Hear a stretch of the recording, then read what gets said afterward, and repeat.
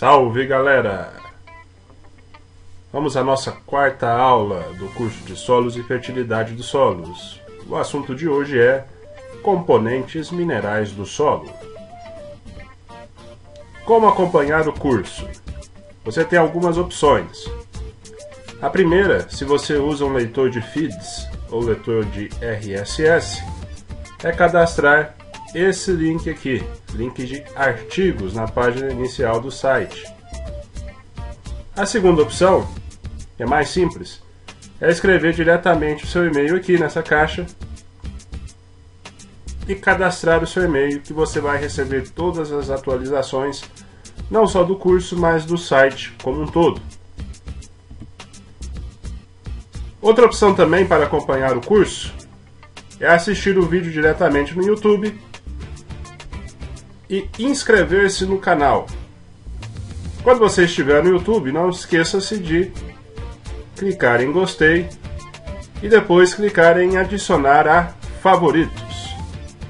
Uma maneira de você acompanhar o curso e também de incentivar o trabalho. Quanto mais visualizações, quanto mais pessoas acompanhando, fazendo perguntas, fazendo sugestões, melhor. Vamos lá! Sobre os componentes minerais do solo. Uma partícula do solo pode ser microscópica, né? É o caso da argila.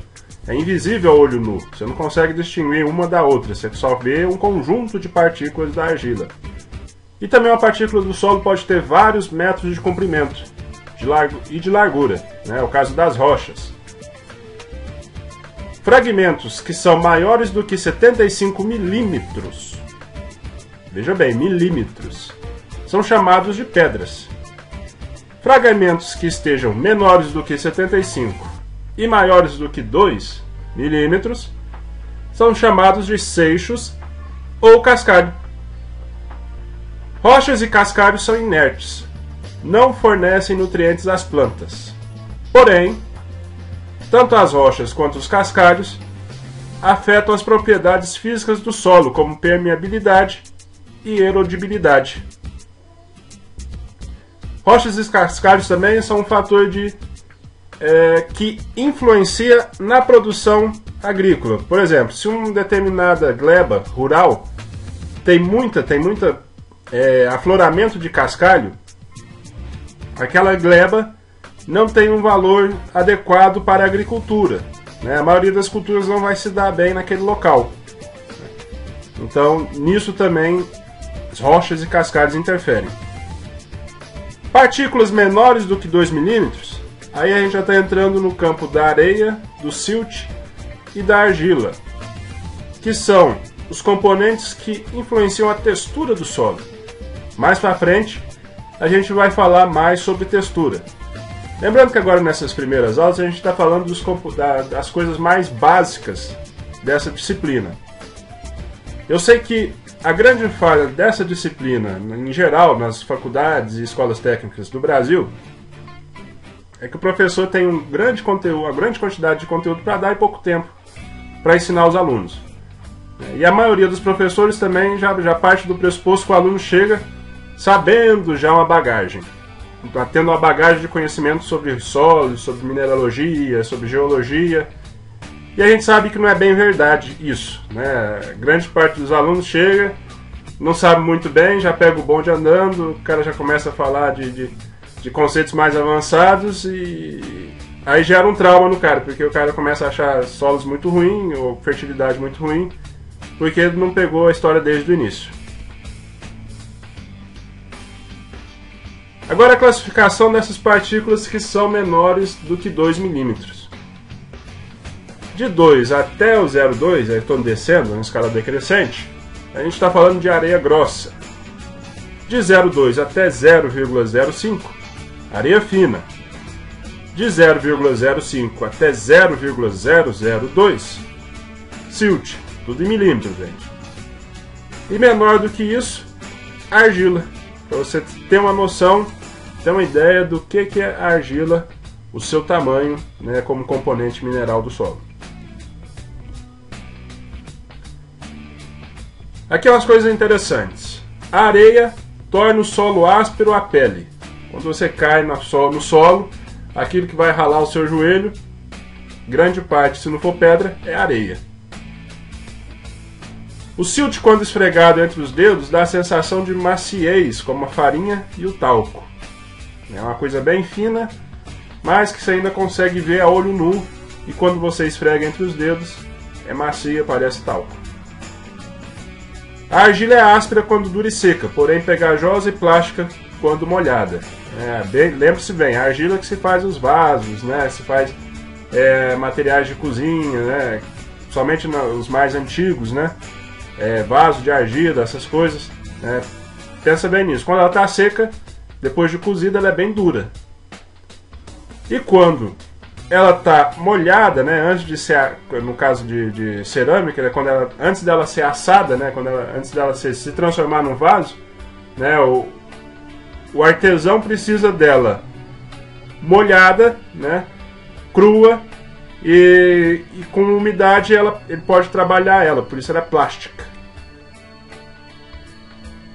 Certos tipos de argila aumentam seu volume consideravelmente com a absorção de água e depois retraem-se e causam rachaduras no solo. É o que é observado em alguns solos lá do semiárido nordestino. Quando chega a época da seca, você vê aqueles solos com a rachadura. A argila é muito mais ativa quimicamente que a areia e o silt. Grande parte da CTC tem a ver com a argila, e a outra parte que tem a ver se trata da matéria orgânica. Por isso diz o seguinte: os nutrientes que a planta precisa são absorvidos pela argila e pela matéria orgânica do solo. Então é importante que o solo tenha argila e que também tenha matéria orgânica. Outros fatos interessantes. A matéria mineral do solo, toda a matéria mineral que tem no solo, mais da metade do seu peso é composta de oxigênio. Peso molecular do oxigênio, junta de 1 em 1, até dar uma quantidade incontável, formando um solo cujo material mineral, mais da metade do peso dele, é oxigênio. Íons oxigênio e hidrogênio ocorrem como ânions, íons de carga negativa, nos solos minerais. Alguns componentes químicos que são dos componentes químicos que são mais abundantes do solo, você tem esses dois, íons oxigênio e íons hidrogênio, todos dois com cargas negativas. Íons com carga positiva, os cátions, ocorrem nessa ordem aqui de abundância. Primeiro o silício, depois o alumínio, ferro, potássio, cálcio, magnésio e sódio. Agora a gente não está falando mais só dos elementos químicos, ou só dos íons ou dos cátions. Agora a gente está falando dos minerais. Os minerais mais abundantes, minerais são conjuntos, né, de elementos químicos, mais abundantes são os chamados silicatados ou aluminossilicatados. Por que eles são chamados isso? Porque eles são ricos em oxigênio, silício e alumínio. Outros grupos são os dos minerais óxidos. Isso com certeza, se você não ouviu falar, vai ouvir falar muito. O óxido de ferro, óxido de alumínio, óxido de silício estão muito presentes nos solos em geral. Os óxidos são mais abundantes em solos altamente intemperizados em áreas tropicais. É o caso dos latossolos brasileiros. Quando você pensa no cerrado, grande parte dos solos são latossolos, solos antigos altamente intemperizados, que estão sujeitos a grande quantidade de pluviosidade, de chuva, e temperatura alta também, temperaturas relativamente altas. Isso dá uma característica dos solos do cerrado de terem bastante óxidos. Os óxidos são abundantes nesses solos. Hoje a gente vai ficando por aqui. Em breve nós voltaremos com a próxima aula. Espero que você esteja gostando. Participe do curso e recomende para os seus amigos. Tchau!